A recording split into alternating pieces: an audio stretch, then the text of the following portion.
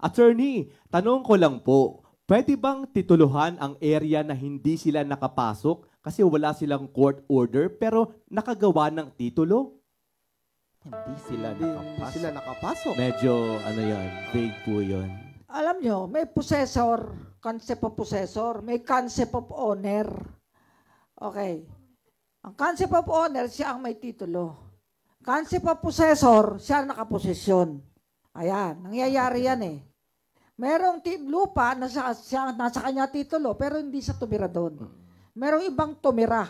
Pwedeng pinatira o tumira na lang doon, walang pahintulot. Kaya kailangan ikaw, Mariel Bugas, pumunta ka sa PAW para magkaliwanagan. Yan tinatanong mo, ano ba nangyari talaga dyan? Yes. Okay? Sino ang may karapatan sa lupa? Yung may tutulo o yung nakatira? Possess. Ang general rule, kapag ikaw ay holder ng Torrens title, that is indivisible. Torrens. What do you mean by that, JC? Hindi maki-question. Ikaw ang absolute honor. Yun po, Chief. It can only be questioned through direct attack. Oo.